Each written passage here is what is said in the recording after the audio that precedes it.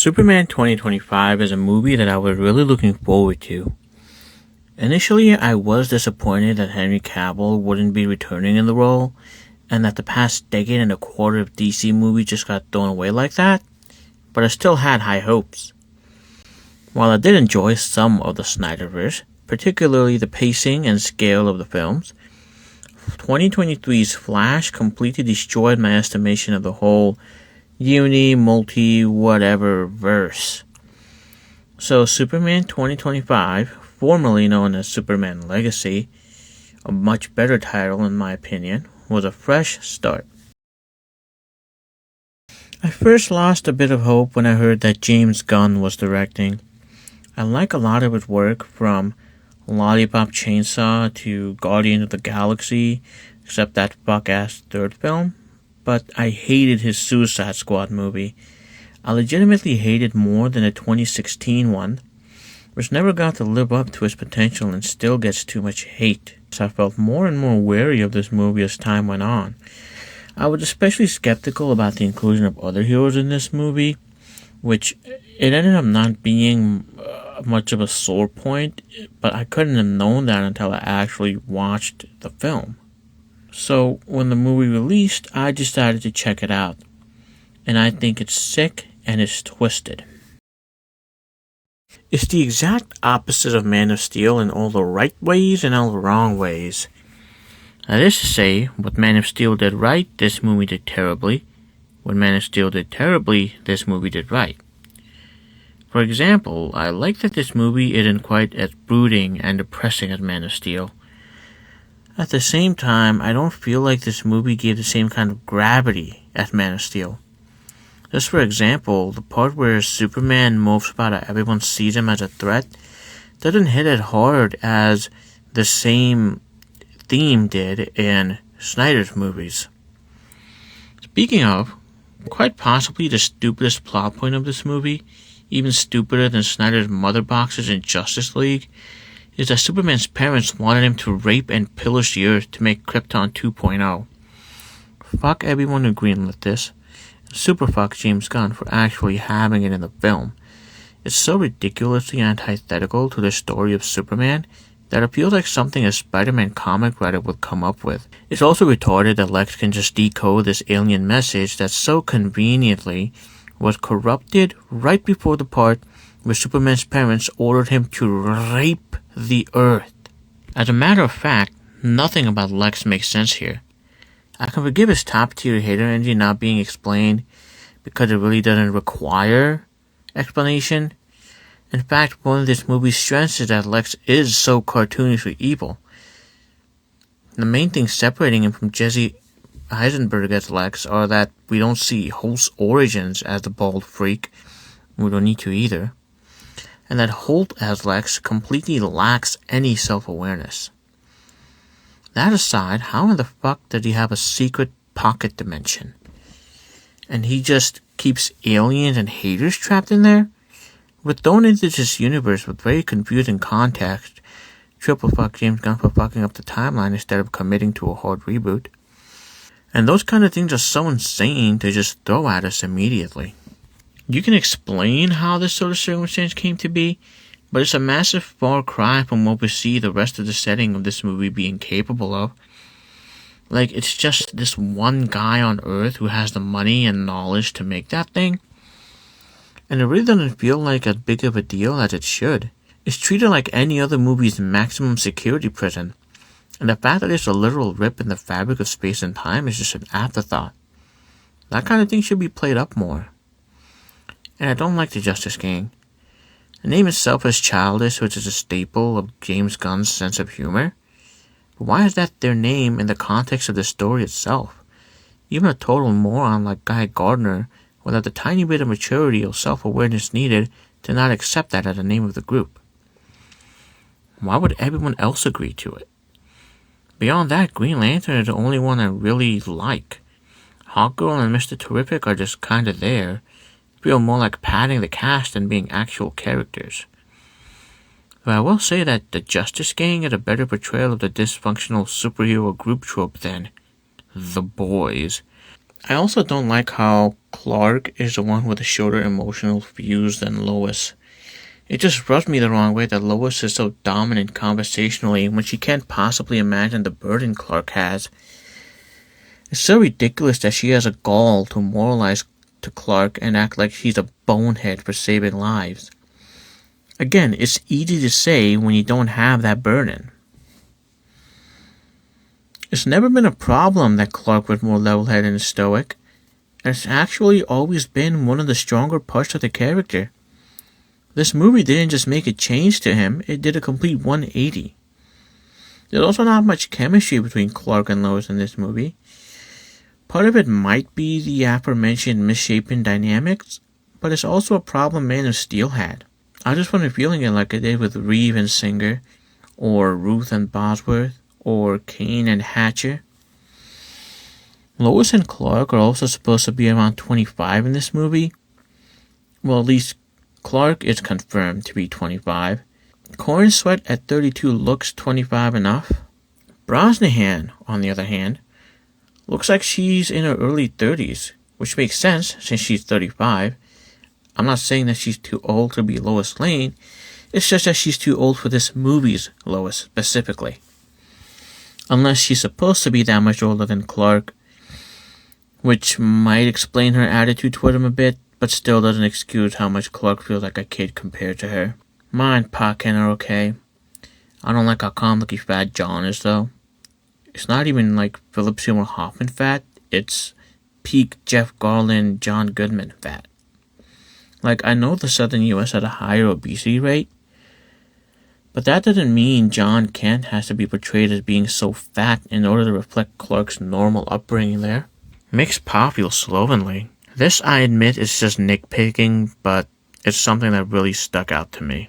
The speech they give to Clark when he's demoralized was a nice touch. The problem, like with the dynamic he has with Lois, is that it made Clark feel a little less mature. I really hate to keep comparing this to other movies, but Clark really felt more like an adult in every single one before this. In this one, it feels like a teenager. At least then the Smallville approach to Clark's behavior would have worked better. The whole movie, in fact, feels like it's being pulled in different directions. The mature, confident Superman against the young, more fleshling Superman.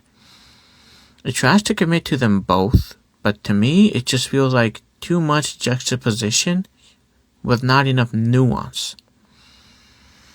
The arc in this movie for Superman is much more appropriate for a superhero's earlier years than in his adult stride.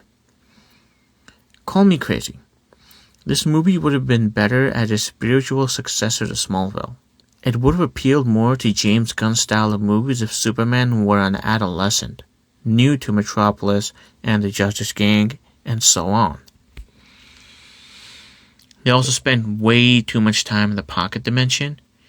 It's a 2-hour movie, and they spend like 30 minutes there for the tired-ass Gunn-style exposition and plot progression. Everything that happened in it feels like a rehash of scenes from any other James Gunn movie.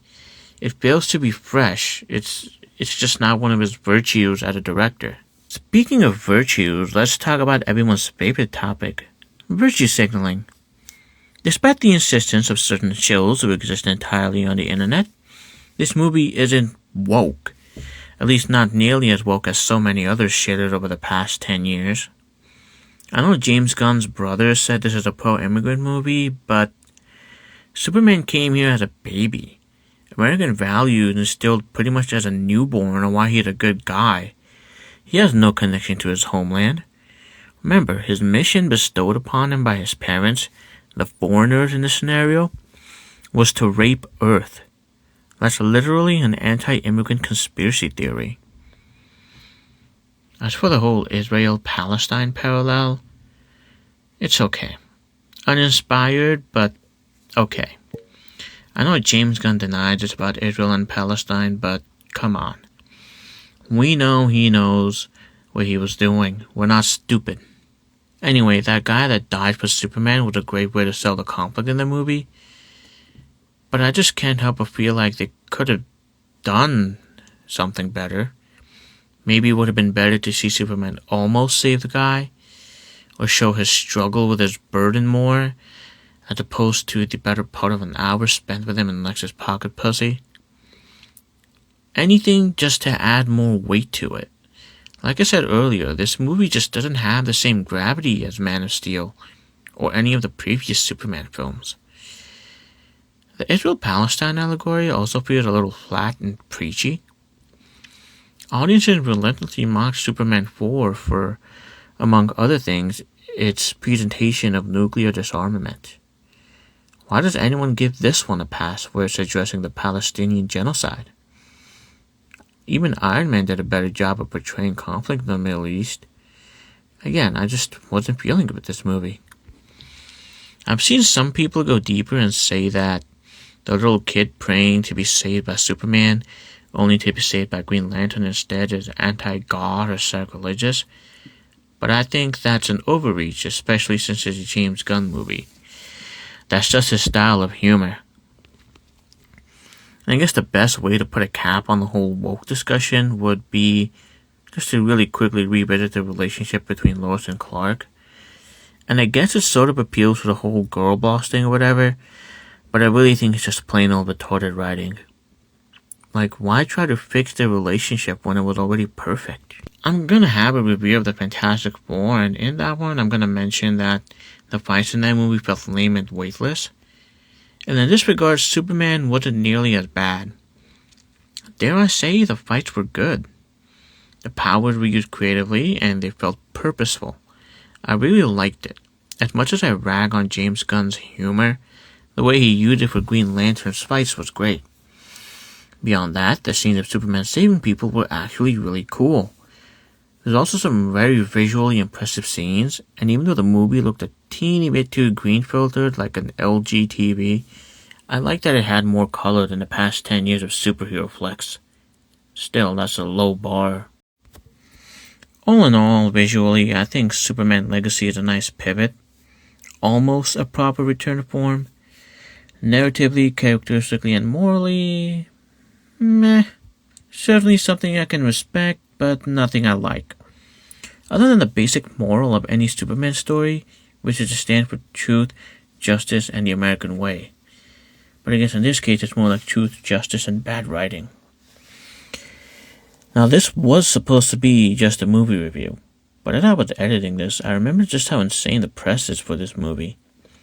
Everyone involved was acting like it's a superhero equivalent of Citizen Kane, or that it was going to make superhero movies great again, as if it's not just another James Gunn movie, or that it's the epitome of understanding Superman media and giving fans what we've been begging for. I'd ignored it for this review up until now, but I was wary about this movie partly because of that nonsense. Just thinking about it makes me mad at these people. And can we please get people to stop saying, being kind is punk rock? We can't still be using punk rock as a synonym for cool in 2025. We can't pretend that being kind is going against the grain. Being kind is literally a fundamental thing we're raised to believe in. The only reason people are saying being kind is punk rock, besides a song in the credits, which is another Gunnism, is that the most privileged people on earth, Americans, think that being punk rock implies some sort of struggle against the establishment.